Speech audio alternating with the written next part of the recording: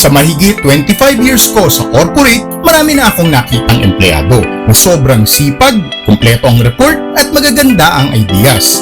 Pero pagdating sa meetings, biglang nawawala ang confidence. Lalo na kapag kaharap na ang boss o ang top management. Ang ending, yung mas magaling magsalita ang napapansin. Kahit minsan, hindi naman siya ang pinaka nagtrabaho. Sa office, hindi lang sapat na tama ang report mo. Kailangan marunong ka ring magsalita ng malinaw, confident at leader ang dating. Pansinin mo ang mga CEO. Kapag nagsasalita sa meetings, simple lang magsalita pero ramdam mo agad ang authority at ang executive presence nila. Kung gusto mo maging confident, decisive at leader ang dating mo sa meetings, panoorin mo ang video na ito.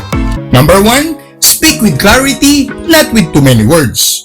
Huwag mong paikot-ikutin ang gusto mong sabihin sa meeting. Diretsuhin mo agad ang punto para madali kang maintindihan ng iyong boss, ng team at ng top management. Clear communication creates stronger executive presence.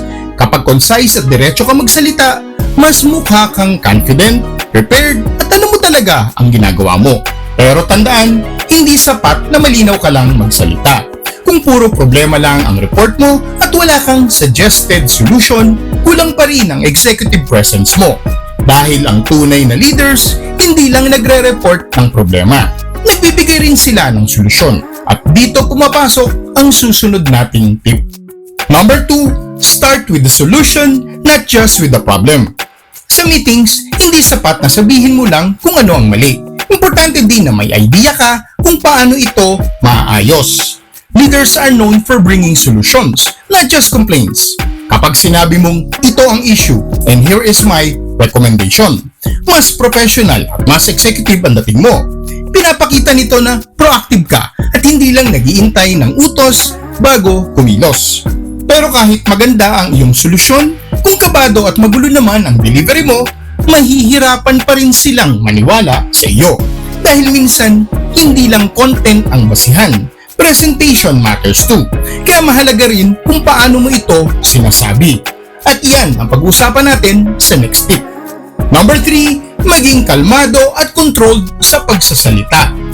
Hindi kailangan ng sobrang lakas ng boses mo para ka mapansin sa meeting.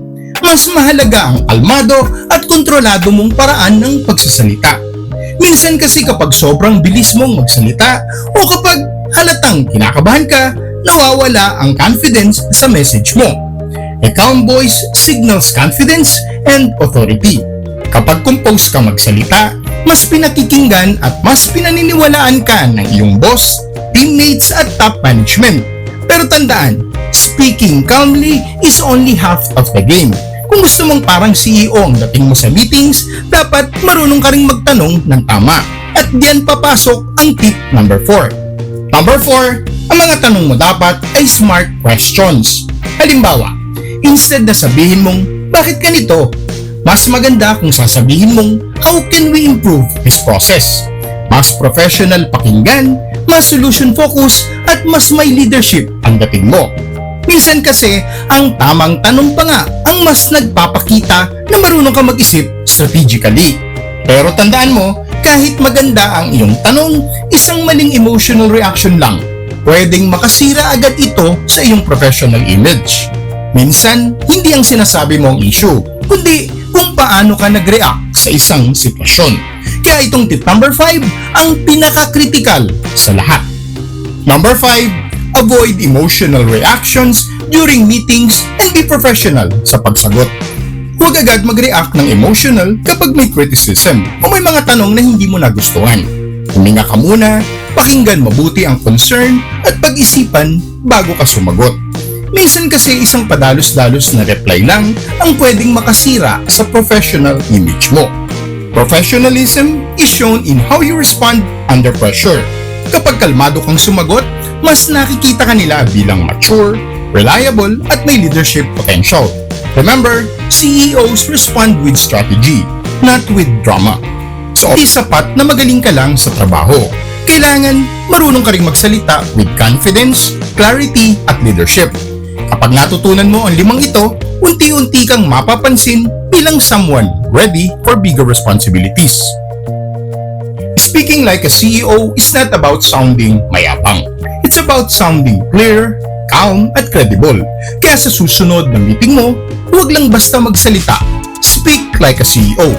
Tandaan, hindi lang sipag ang puhunan sa trabaho.